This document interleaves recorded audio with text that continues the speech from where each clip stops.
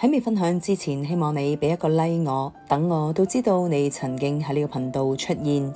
感恩你嘅收聽，令我有更大嘅力量，繼續用我有限嘅時間作出分享。女人要三從四德，由古至今對女性嘅定義，女人對男人迎合、忍耐、謙卑同埋美德。但係美德真係好似言情小說入邊就可以換嚟男人對你嘅憐愛，而事實上女人不停迎合，你就會有更多嘅失敗。男人發夢都想娶到一個內外完美嘅女人，但係當男人真正得到一個完美嘅老婆之後，幸福耐咗就會陷入一種莫名嘅抑壓情緒同埋無形嘅焦慮。當日子耐咗，男人喺老婆上面揾唔到任何問題嘅時候，佢個心就會覺得唔開心，經常揾啲嘢嚟惹嬲個老婆，好似嗰啲經典嘅老婆咁樣啦，總係咧會遷就老公，無條件咁樣去滿足老公。久而久之，老公就會覺得自己好似爭人錢一樣，有一個內疚感，好想回報俾佢，但係又唔知點樣做。日子耐咗，男人就會想掙脫束縛嘅衝動。所以我哋女人一定要夠硬淨，千祈唔可以一直咁樣遷就佢，又唔可以反抗放棄，就算工作幾忙都好，朋友又唔可以見，百般遷就去迎合，去改善佢哋嘅需要。但係你估唔到婚姻中嘅出軌就開始會蠢蠢欲動。咁樣嘅現實生活中有乜嘢好老婆，就係越留唔到一個老公。女人一定要認識到男人呢一個心理嘅特點，把握好迎合男人嘅尺度，千祈唔可以過量，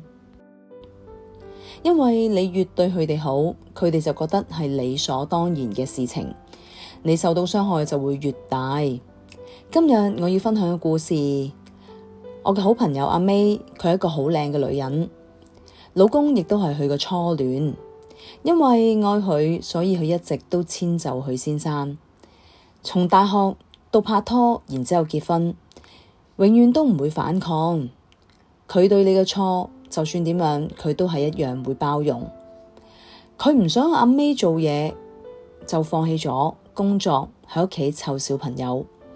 佢一唔鍾意見嗰位好朋友呢，佢連好朋友都可以唔見，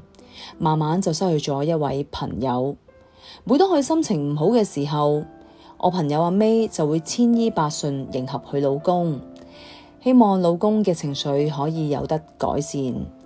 但係一日一日咁樣過去，佢老公嘅脾氣不單止冇改善，而且仲越嚟越大。當阿 May 唔再順從佢先生嘅意思，有一日仲喐手打佢，佢就算有千萬個諗法都好啦，永遠都係唔敢表達，對住老爺奶奶都係千依百順，最後得到冷暴力嘅對待。佢唔敢同佢老公講，想去老爺奶奶搬走，每日呢都承受住老公、老爺奶奶嘅冷淡對待。佢唔講嘢㗎，成日呢都保持一個好不安嘅沉默，將一切所有嘢都放喺心入邊。喺呢樣咁嘅環境，佢本身有一個好可愛活潑嘅女女，都察覺咗媽媽嘅情緒有變化。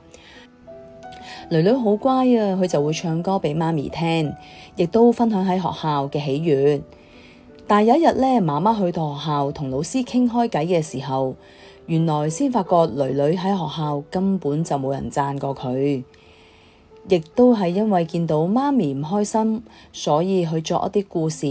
嚟到去氹媽咪開心。原來女女喺學校係好自閉，冇朋友㗎，經常自己一個人講嘢。當時我朋友阿 May 就好擔心，只好揾一個社工去睇下可唔可以幫到阿女手。後來得到社工介入，了解咗成件事。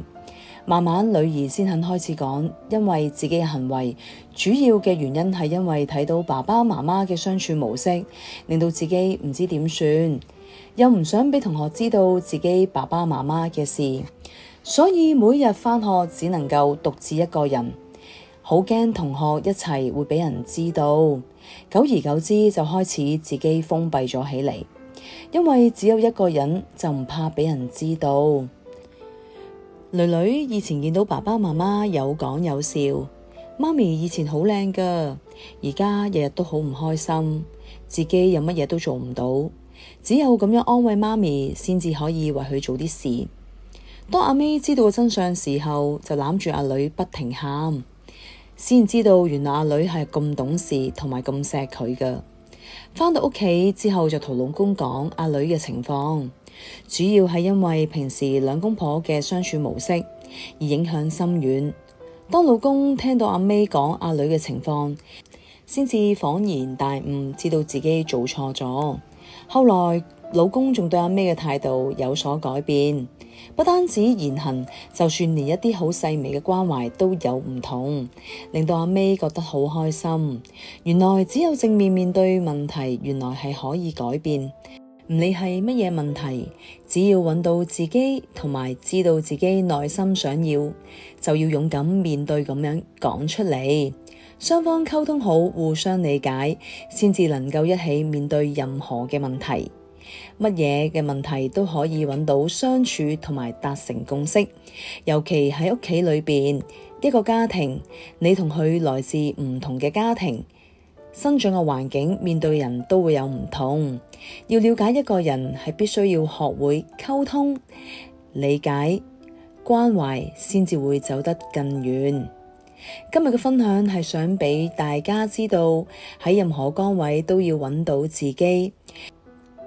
可以能夠愛人，亦都可以有人愛，而永遠都只係遷就別人，而令到自己嘅崗位有偏離，世界就會失衡。我亦都希望大家可以做返真正嘅自己，唔好委屈自己，可以天天都開心快樂。今日嘅分享就嚟到呢度，多謝大家嘅支持。如果都喜歡呢一個短片，記得訂閱眾女社呢個頻道，俾呢個短片一個 like， 最重要分享俾你身邊嘅女性朋友，能夠喺大氣電波上邊互相支持、互相鼓勵，營造最好嘅自己。如果你都想將你真實故事分享俾大家，歡迎可以喺下邊留言俾我。眾女社嘅朋友們，下次再見啦，拜拜。